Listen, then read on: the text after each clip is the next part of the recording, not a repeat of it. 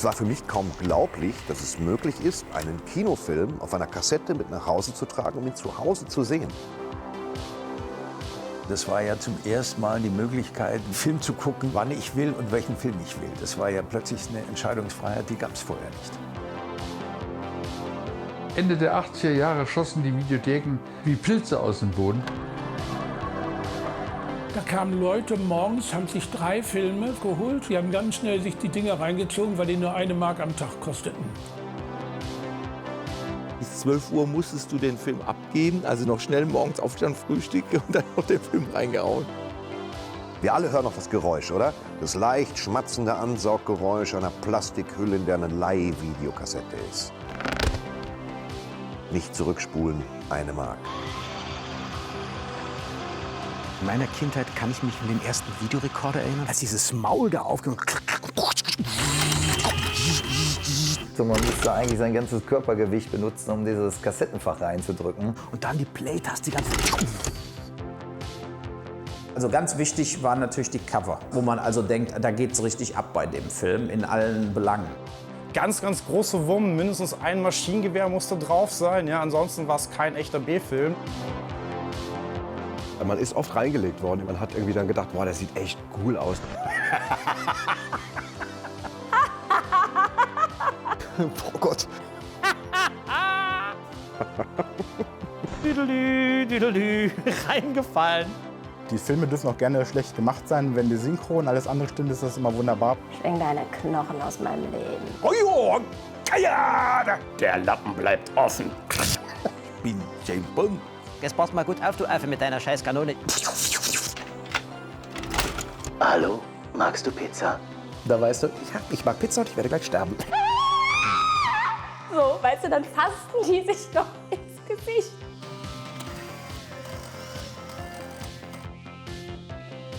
Diese Filmkassette wird dann nach Eintippung in die EDV-Anlage dem Kunden nackt übergeben. Videothek habe ich sehr gemocht. Das kann nur ein guter Film werden. Willkommen bei Auf Hoch 2 Dialog. Man sieht ja im Trailer eine ganze Reihe von Promis. Genau. Ja, also Thorsten Sträter, Bülent Ceylan oder Karl Dall, um jetzt einfach nur mal 3 von mehreren Namen zu nennen. Ich stelle mir jetzt vor, da sitzt der André, macht sein Konzept für eine coole Doku und denkt, Elmar Webber, den würde ich jetzt gern dazu was sagen lassen. Wie bist du an die Leute rangekommen? Also die erste Person, die ich ja angeschrieben habe und auch dabei haben wollte, war Karl Dall. Ja? Und das ist ja so, quasi, man macht sich am Anfang immer so eine Liste von Leuten, die dabei sein könnten. Und wenn man sich halt so einen Dokumentarfilm macht, dann hilft am Anfang schon, wenn man halt auch irgendjemand Bekanntes hat, der auch was mit dem Thema zu tun hat. Dann, es fing ja ursprünglich an, halt wirklich mit dem Thema erstmal Super 8, Filmshop Kassel, Super 8. Und als erstes kam ich halt dann drauf, Karl Dall, Werbeträger früher von der Agfa Family Kamera. Und der Karl Dall hat diese Kamera beworben. Das Video hatte ich halt gefunden im Internet, so darüber, in schlechter Qualität gab es halt dieses Video, wie Karl Dall die Kamera bewirbt. Und da dachte ich mir, Karl Dall fand ich schon immer cool, das ist ja so ein bisschen so ein Held meiner Kindheit mit diesen Filmen, Sunshine Reggae und Dirndl-Jagd am Kilimanjaro und die ganzen Sachen, die er halt so gemacht hat und aus dem Fernsehen halt, Verstehen Sie Spaß, den fand ich halt immer lustig. Und dann dachte ich mir, den schreibe ich jetzt einfach mal an. Und dann habe ich ihn angeschrieben, über seine Homepage. Und das hat dann funktioniert. Also dann hat er eine relativ heftige Mail geschrieben, ja, und abgesagt.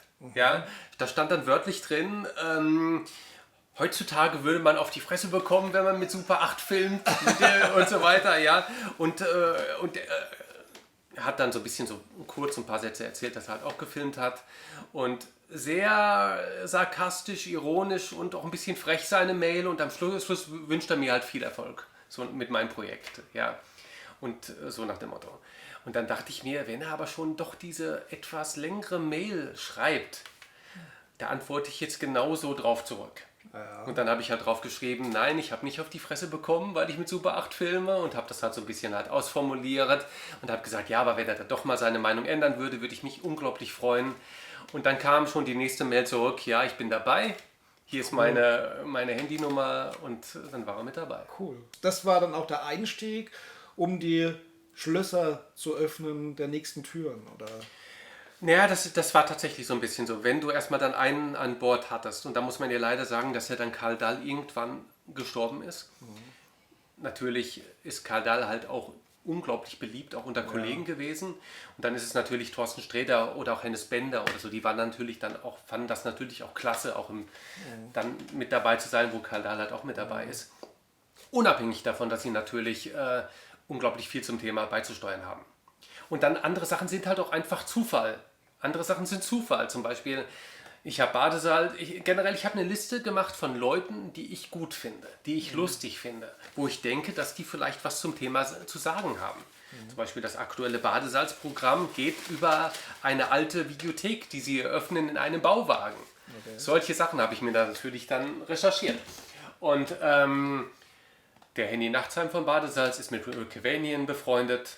Und dann habe ich mit denen was zusammen gefilmt. Und dann dachte ich mir, Rick, hast du vielleicht auch Lust? Ja, so kommen halt auch manchmal so Sachen halt dann zustande. Gibt es irgendeine besonders schöne Geschichte bei den Dreharbeiten, die dir jetzt so einfällt? Irgendeine Anekdote? Also da war echt wirklich das Highlight mit Karl Dall. Also das Ganze, weil, also total untypisch, ich habe bei ihm zu Hause gedreht. Ja, der hat mich halt eingeladen nach Hamburg. Ja, dann komme ich dann zu ihm nach Hause. Seine Frau hat Schnittchen vorbereitet, dann haben wir dann auf der Terrasse gegessen und dann hat er mir halt wirklich aus Begeisterung für das Projekt sein komplettes Super 8 Equipment geschenkt.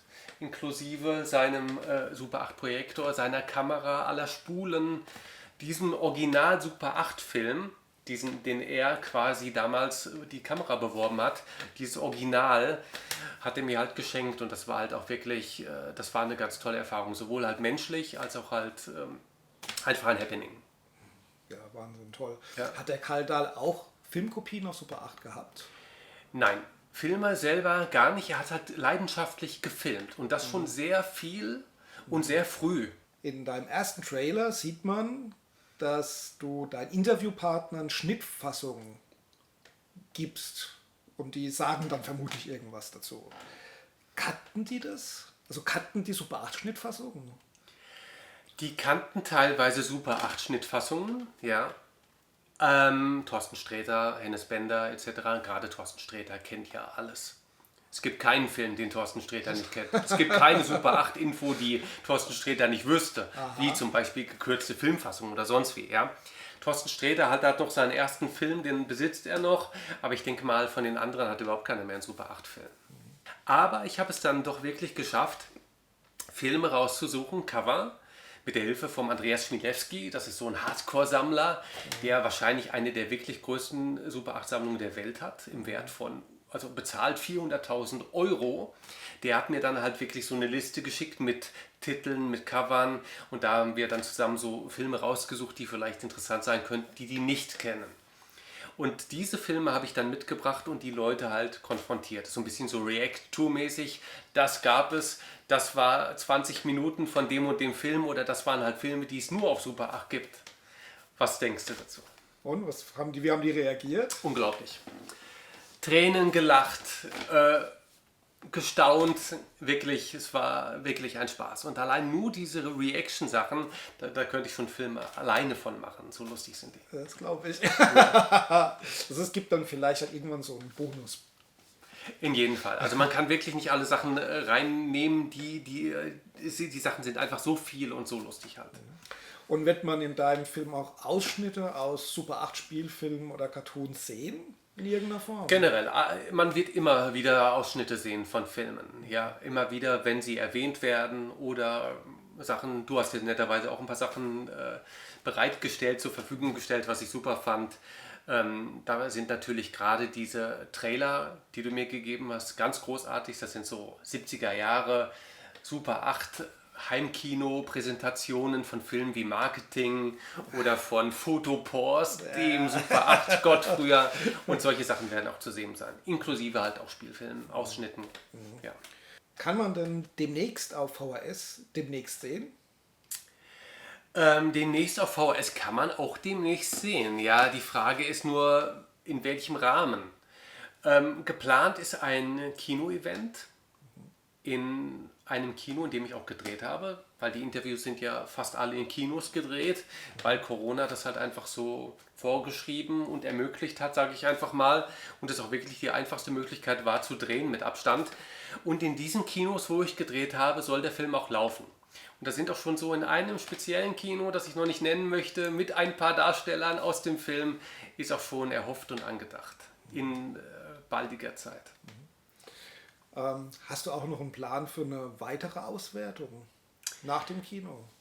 Also da hoffe ich natürlich, ganz ehrlich, auf irgendeinen großen Streamingdienst, was mir natürlich super wäre, weil ich natürlich gerne großes Publikum erreichen möchte für den Film oder würde und auch natürlich hoffe darauf, dass es halt auch anderen Leuten so gut gefällt wie vielleicht mir, und da hoffe ich halt auf als erstes vielleicht eine Art Streamingdienst oder so, aber das muss man dann halt mal sehen. Wie viel kostet das dann ungefähr, so einen Dokumentarfilm umzusetzen?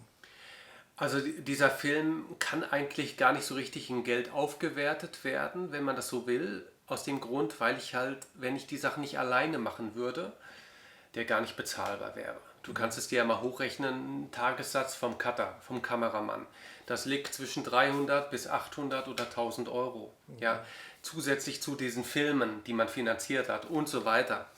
Dementsprechend war es halt wirklich notwendig, alle Sachen selber zu machen, denn schon allein ich habe an diesem Film ungefähr, ich sag mal vielleicht 200 Tage geschnitten. Ja, das sind über 40 bis 60 Stunden Rohmaterial. Ja, die müssen katalogisiert, beschriftet, gesichtet, geschnitten und so weiter werden. Und ja, ich habe alles, was ich halt wirklich selber machen konnte, selber finanziert. Und habe jetzt aber auch noch mal vor kurzer Zeit so einen kleinen Spendenaufruf getätigt, weil ich ja jetzt auch durch Corona halt eigentlich gar nichts verdiene, wenn man es mal so will. Und da sind jetzt auch schon ein paar Spenden eingegangen, wo ich halt schon Sachen, die ich halt nicht selber realisieren kann, damit halt ermöglichen kann. Wie zum Beispiel, es werden Animationen im Film gemacht, Zeichnungen, dieser ukrainische Musikproduzent, Farbkorrektur, solche Sachen würde ich halt gerne abgeben und dann halt auch damit halt auch finanzieren. Das heißt, das ist ein Appell an euch, wenn ihr also Lust habt, eine tolle und liebevoll gemachte Doku zu unterstützen, dann findet ihr in der Infobox unter diesem Video den PayPal-Link zu André und könnt dann mit einer kleinen Spende vielleicht mithelfen, dass dieser Film, ja, dass ihr diesen Film sehen könnt und dass der fertig wird und dass das alles richtig so großartig wird, wie es ja sich auch ankündigt, muss ich jetzt mal ganz ehrlich sagen. Ja. Wie lang wird der Film in etwa? Ich hoffe auf 90 Minuten. Momentan ist er noch 2 Stunden, aber ich bin am kürzen, dass er richtig schön prägnant auf 90 Minuten ungefähr wird. Dann machst du vielleicht 2 Versionen, eine 90 Minuten und eine 4-Stunden-Version. Da muss man nochmal sehen, weil eigentlich habe ich noch genug Material für einen zweiten Film, tatsächlich mit dem Namen Demnächst im Kino. Wow, wow, Flash, gut, prima. Sehr schön. Ja, prima, André. Ich glaube, wir sind jetzt am Ende vom Interview angekommen. Ich bedanke mich ganz herzlich bei dir, dass du dir für mich Zeit genommen hast. War super spannend. Ja. Und der Film, auf den dürfen wir uns alle freuen, denke ich. Sehr, sehr freuen. Ja, ich wünsche dir dabei auch viel Erfolg. Und wir verabschieden uns jetzt an dieser Stelle von euch. Wir sehen uns dann bald wieder hier auf Off hoch 2. Super 8, Off Kino und Informationsplattform. Oder wir sehen uns demnächst im Kino bei Demnächst auf VHS. Das wäre schön. Vielen Dank.